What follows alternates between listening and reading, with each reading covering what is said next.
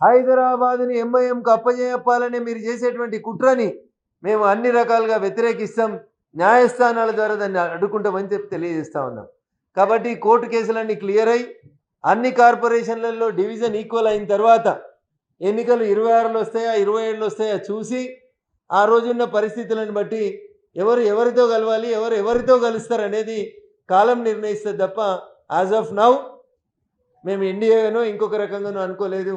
ఈ రోజుకు మా రాష్ట్ర పార్టీ దగ్గర ఉన్నటువంటి సమాచారం మేము ఒంటరిగానే జిహెచ్ఎంసీలో పోటీ చేయాలనేది మా ఆలోచన.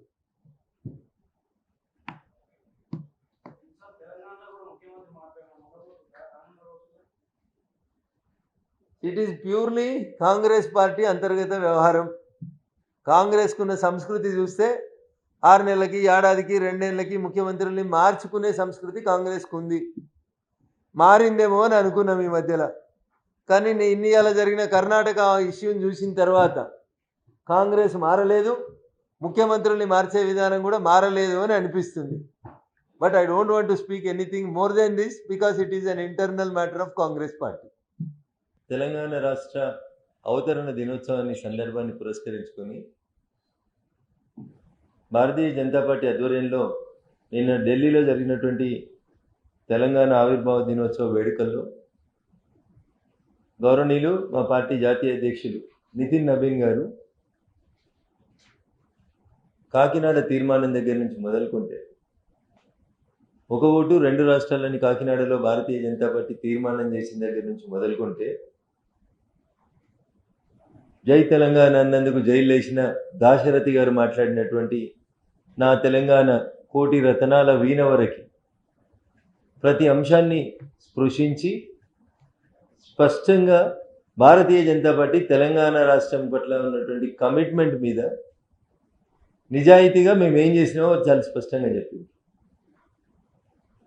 కొంతమంది దాన్ని కూడా అవగాహన లేకుండా మాట్లాడుతున్నారని మాట్లాడుతుంటే బాధ అనిపిస్తుంది. మీకున్నటువంటి అవగాహన ఏందో ఒకసారి ప్రజలకు చెప్పాలని చెప్పి కూడా మేము ఈ సందర్భంగా డిమాండ్ చేస్తాం. 97-98లో ఒక ఓటు 2 రాష్ట్రాలను తీర్మానం చేసిన పార్టీ భారతీయ జనతా పార్టీ. ఆ రోజు టీఆర్ఎస్ లేదు, బీఆర్ఎస్ లేదు. చంద్రశేఖరరావు గారు తెలుగుదేశం పార్టీలో మంచిగా సమైక్య ఆంధ్రప్రదేశ్లో పదవులు అనుభవిస్తున్న రోజులు. మీరెవరు అడిగినప్పుడే భారతీయ జనతా పార్టీ ఒక ఓటు 2 రాష్ట్రాలు అనే మాట దగ్గర నుంచి మొదలుకుంటే ఇవాళ కూడా కొంతమంది మీడియాతో చిట్ చాట్ పేరిట ఏది పడితే అది మాట్లాడుతున్నారు. మేమే అభివృద్ధి చేసినాం తెలంగాణ.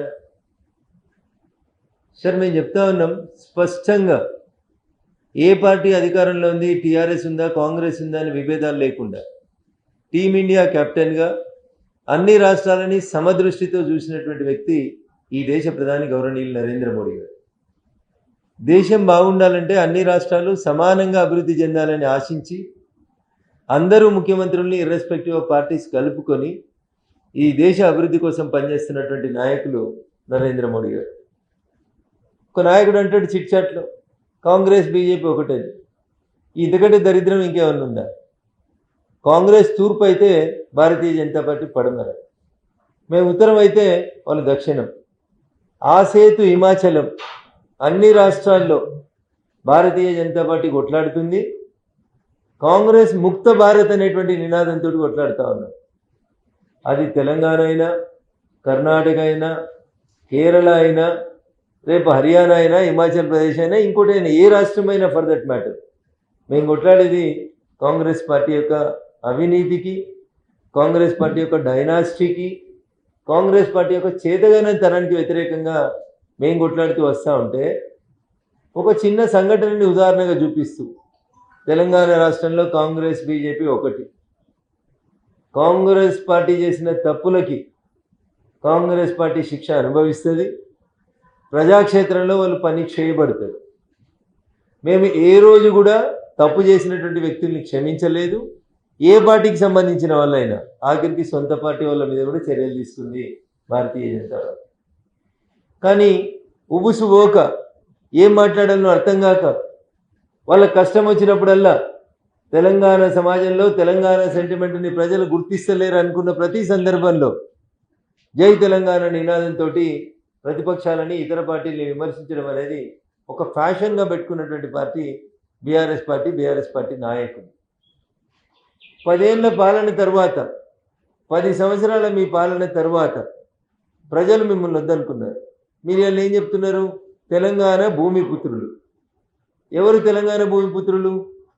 2001లో జలదృశ్యానికి మేము సున్నం వేసిన వాళ్ళం. 2007లో మీరు అమెరికాకి వెళ్ళి వచ్చారు. 2001 నుంచి కొట్లాడినోడు తెలంగాణ భూమిపుత్రుడు అవుతాడా? 2007 నుంచి కొట్లాడిన వాళ్ళు భూమిపుత్రుడు అవుతారా? మీరు ఇంటికి వెళ్ళబడితే మీ చెల్లె చేయాలో చెప్తుంది టీఆర్ఎస్ జై తెలంగాణ అని చెప్తా ఉంది. మీ చెల్లెలు లేరు. మీరు 2001లో టీఆర్ఎస్ పుట్టినప్పుడు మీరు కూడా లేరు కదా తెలంగాణ రాష్ట్రంలో.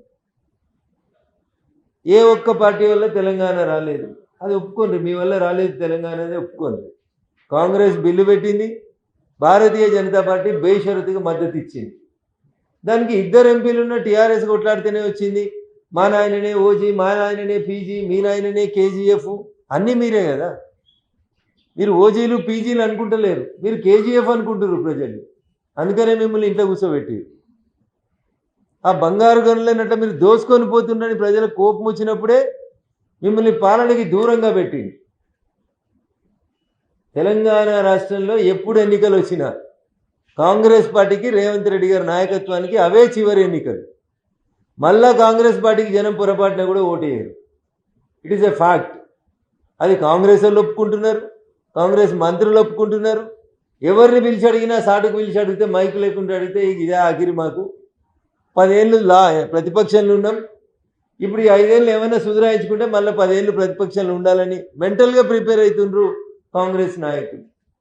కానీ దాని అర్థం ఎప్పుడు ఎన్నికలు జరిగినా మాకే 90 సీట్లు వస్తాయని ఒక ఆయన ముచ్చట చెప్తా ఉన్నాడు. మీకు 90 సీట్లు రావు, 9 సీట్లు రావు. ఇప్పుడున్న 39లో ఎవరు పోతారో ఎవరు ఉంటారో తెలియదు. అసలు మీ పార్టీ వచ్చే ఎన్నికల దాకా ఇప్పుడున్న స్థితిలో ఉంటుందా, ఇంకేమైనా ముక్కలు అవుతుంది అనేది మీరు ఒకసారి ఆలోచించుకోవాలి. నేను ఇది వేగంగా మాట్లాడతలేను. బావబామరుల పంచాయతీ ఎంత పరాకాష్ఠకు చేరిందో మీరు చూసిండ్రు. అన్నా చెల్లెళ్ళ పంచాయతీ ఏం దాకా పోయిందో చూసిరు. తండ్రి బిడ్డల పంచాయతీ ఏం దాకా పోయిందో చూస్తూ ఉన్నారు.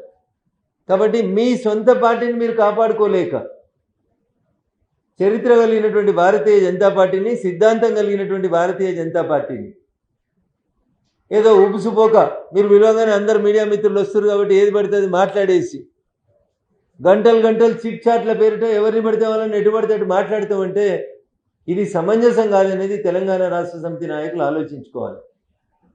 భారతీయ జనతా పార్టీ తెలంగాణ రాష్ట్ర ఏర్పాటు విషయంలో కానీ, రాష్ట్రం ఏర్పాటు అయిన తర్వాత జరుగుతున్నటువంటి అభివృద్ధి విషయంలో కానీ మేము ఎక్కడ కూడా భేషజాలకు పోకుండా తెలంగాణ రాష్ట్ర అభివృద్ధి జరగాలని మనస్ఫూర్తిగా కోరుకుంటున్నటువంటి నాయకులు భారతీయ జనతా పార్టీ నాయకులు. ఏం తెచ్చిరు 8 మంది ఉండి? ఏం దేవాల్లో అవి తెస్తున్నాం, ఎంత దేవాల్లో అంత తెస్తా ఉన్నాం. తెలంగాణకి ఎంత న్యాయం చేయాలో తెలంగాణ భూమిపుత్రులుగా మేము మీకంటే ఎక్కువ కొట్లాడుతున్నాం. ఏది పడుతుంది మాట్లాడడం. భారతీయ జనతా పార్టీ తెలంగాణ రాష్ట్రంలో ఎదుగుతుంది కాబట్టి దాని ఎదుగుదలను అడ్డంకట్ట వేయడానికి రకరకాలైనటువంటి కుట్రలు కుతంత్రాలు చేస్తున్నాయి కాంగ్రెస్ టీఆర్ఎస్ పార్టీలే. మీ ఇద్దరి మధ్యలో బంధం విడదీయరానటువంటి బంధం. గులాం నబీ ఆజాద్ గారు మీ ఇంటికి వచ్చి 2004లో అసెంబ్లీ ఎన్నికలప్పుడు పొత్తు పెట్టుకున్న దగ్గర నుంచి మొదలుకొంటే కేంద్రంలో యూపీఏ 1లో మీరు మంత్రులు, రాజశేఖర రెడ్డి గారి ప్రభుత్వంలో మీరు మంత్రులు, తెలంగాణ ప్రాజెక్టులకు రావాల్సిన నీళ్ళని రాయలసీమకి తీసుకుపోతున్న రోజు తెలంగాణ ప్రాంతం నుంచి మంత్రులు గుండి శిలాపలకాలలో పాల్గొన్నది టీఆర్ఎస్ మంత్రులు. ఇవన్నీ మర్చిపోయి ఈరోజు భారతీయ జనతా పార్టీని బట్టగాల్చి మీదేస్తామని, బదనాం చేస్తామనేటువంటి ఆలోచన ఏదైతే జరుగుతూ ఉందో ఇది బాధాకరమైనటువంటి విషయం. ఇంకొక ఆయన నల్గొండ జిల్లా కాంగ్రెస్ ఎమ్మెల్యే మాట్లాడుతున్నాడు తలా తోక లేకుండా. ఓ సిపిఐ ఎమ్మెల్యే మాట్లాడుతున్నాడు. ఎవని దయా దాక్షిణ్యం మీదనో ఒక్క సీటు గెలిచిన ఆయన. ఖమ్మంలో, నల్గొండలో భారతీయ జనతా పార్టీ ఒక్క సీటు గెలిస్తేనే రాజకీయ సన్యాసం తీసుకుంటా, నువ్వు పొత్తు పెట్టుకోకుండా, తెలంగాణలో ఎర్ర జెండా ఎవరితో పొత్తు పెట్టుకోకుండా ఒక్క సీటు గెలువమనుండ్రి. అయ్యా ఇప్పుడు నువ్వు రాజీనామా చేయి, కూనం నేనో కానం నేనో రాజీనామా చేసి ఖమ్మం జిల్లాలో ఇండిపెండెంట్గా ఒకటే పార్టీగా సిపిఐ పార్టీగా పోటీ చేసి నువ్వు హుస్నాబాద్లో గెలుస్తావా, మందమరిలో గెలుస్తావా, లేకపోతే ఇంకేడ గెలుస్తావు, ఒక్క సీటుని కమ్యూనిస్టులను గెలువమనుండి, ఎవరితోటి పొత్తు లేకుండా, అప్పుడు మాట్లాడుకుందాం. త్రిపురలో గెలిచినాం, వెస్ట్ బెంగాల్లో గెలిచినాం, మీరు కాదు అన్న ప్రతి చోట గెలుచుకుంటూ వస్తున్నాం. ఆఖరికి మీ పార్టీలు, ఎర్ర జెండా పార్టీలు ముఖ్యమంత్రిగా ఉన్న కేరళలో తిరువనంతపురం మున్సిపల్ కార్పొరేషన్ కూడా గెలిచింది భారతీయ జనతా పార్టీ. మా బలం మా కార్యకర్తలు, మా సిద్ధాంతం, మా పనిచేసేటువంటి విధానం, అంత్యోదయం మా లక్ష్యంగా పోతా ఉన్నాం. మేము ఎవరిని వ్యక్తిగతంగా దూషించట్లేదు, ఏ రాజకీయ పార్టీని మేము తక్కువ అంచనా వేసి మాట్లాడట్లేదు. కానీ మీరు మీ స్థాయి మరిచి దేశంలో పూర్తిగా కనుమరుగైపోయి దేశ ప్రజలు లెఫ్ట్ని లెఫ్ట్ చేసిన తర్వాత, లెఫ్ట్ ఈజ్ ఆల్రెడీ లెఫ్ట్, ప్రజలు వదిలేసిరు లెఫ్ట్ని. దేశంలో ఒక్క రాష్ట్రంలో అధికారంలో లేరు, ఒక్క దగ్గర సొంతగా మీ కాళ్ళ మీద మీరు నిలబడలేరు. కానీ మీరు వచ్చి ఇలా చెప్తున్నారు ఖమ్మం జిల్లాలో భారతీయ జనతా పార్టీ ఒక్క సీటు గెలుస్తుందా అని. అయ్యా కూనంనేని గారు, నేను చెప్తా ఉన్నా, ఎస్, మీ సవాల్ని మేము స్వీకరిస్తూ ఉన్నాం. వచ్చే ఎన్నికల్లో ఖమ్మం జిల్లాలో భారతీయ జనతా పార్టీ జెండా మీద ఎమ్మెల్యేలు ఎంపీలని గెలిపించి సిపిఐ పార్టీ నాయకుడిగా మీరు ఇచ్చిన సవాల్ని మేము స్వీకరిస్తాం. బీ రెడీ అని చెప్తా ఉన్నాం. ఆఖరికి అవసరమైతే మీరు పోటీ చేసే సీట్లు కూడా మేమే గెలిచి చూపిస్తాం. ఇది మేము భారతీయ జనతా పార్టీగా మేము ముందుంచుతున్నటువంటి సవాల్. కాంగ్రెస్ తోటి బతిలాడుకొని, తలపెట్టుకొని, కాళ్ళు మొక్కొని, ఒక్క సీటు తెచ్చుకొని, ఒక్క సీటు గెలిచిన ఒక సీటుకే ఇంత మిడిసి పడితే ఇంకెట్లా?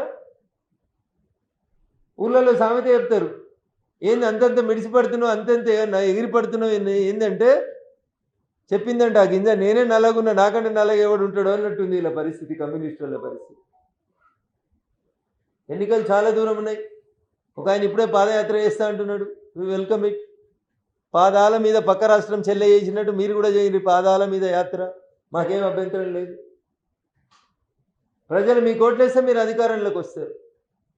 పొద్దున్నేస్తే ఈవెంట్ మేనేజ్మెంట్లు, మీడియా మేనేజ్మెంట్లు, షో ఆఫ్లు, ఇంతకు మించి ఏమున్నాయి చెప్పురు.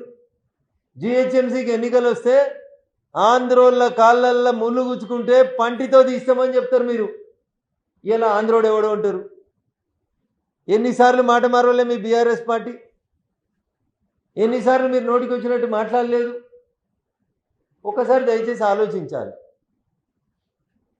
ఇవాళ కొత్త స్లోగన్ చెప్తున్నాను, నేను నిన్నే చెప్పినట్టు, ప్రాంతాలుగా విడిపోదాం, ప్రజలుగా కలిసి ఉందాం. మరి ఏ ప్రాంతమైన వచ్చి మీటింగ్ పెడితే మీకు వచ్చిన ఇబ్బంది ఏముంది?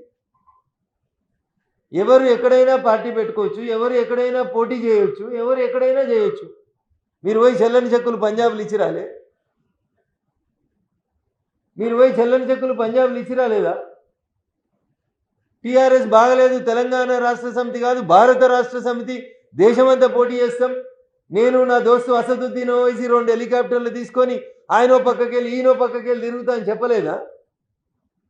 ఇవాళ సల్కం చెరువులో మేమంతా కొట్లాడుతున్న కాలేజ్ ఏదైతుందో దాన్ని కట్టించింది ఇదే టీఆర్ఎస్ పార్టీ వాళ్ళ నాయకత్వంలో, కాకపోతే ఇంకెవరి నాయకత్వంలో?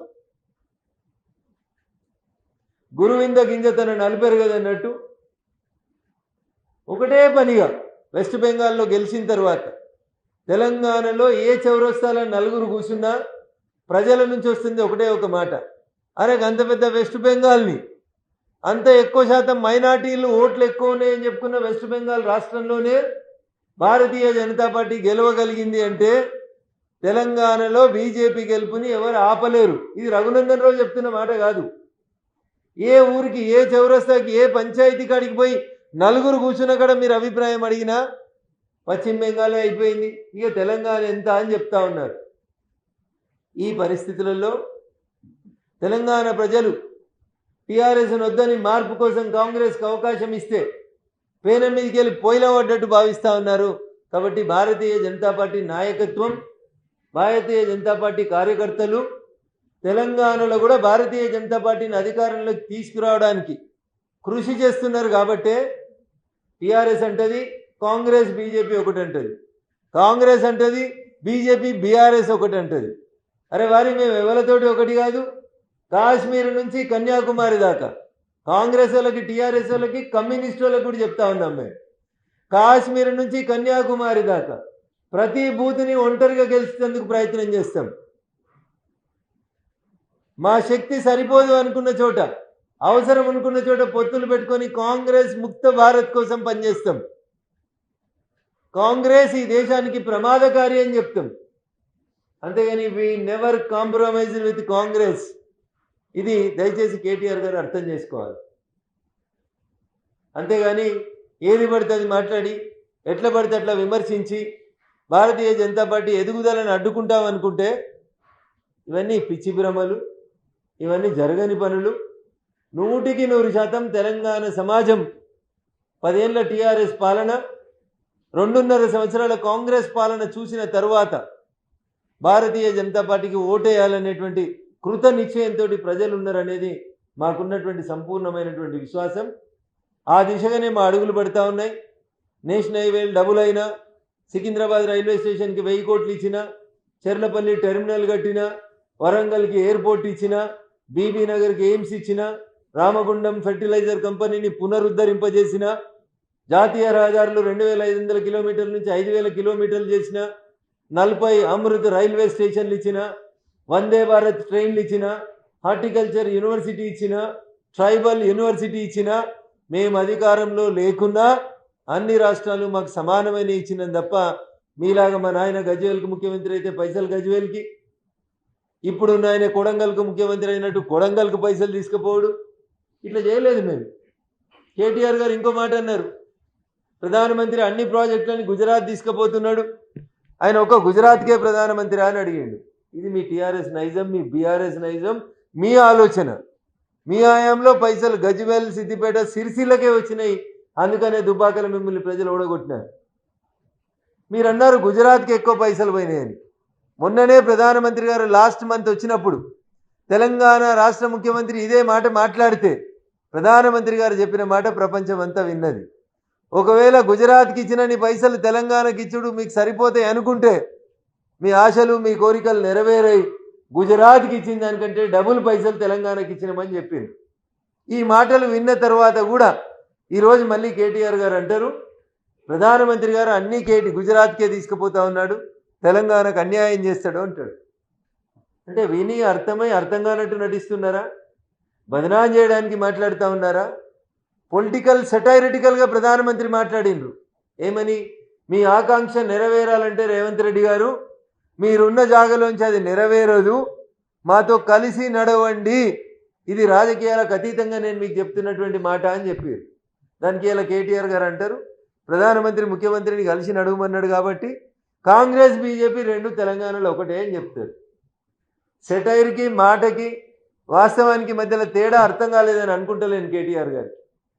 కానీ కావాలని ఉద్దేశపూర్వకంగా ప్రజల్ని మిస్గైడ్ చేసినందుకు త్వరలో రాబోతున్నటువంటి జీహెచ్ఎంసీ ఎన్నికల్లో భారతీయ జనతా పార్టీకి రాబోయేటువంటి ప్రభంజనాన్ని దృష్టిలో ఉంచుకొని భయపడుతూ మీరు ఈ సంబంధాలను అంటగడుతూ మాట్లాడుతున్నారు తప్ప ఇంకొకటి కాదని చెప్పి ఈ సందర్భంగా తెలియజేస్తూ కాంగ్రెస్, కమ్యూనిస్టులు, టీఆర్ఎస్, బీఆర్ఎస్ ఇవన్నీ ఒకటే తాను ముక్కలు.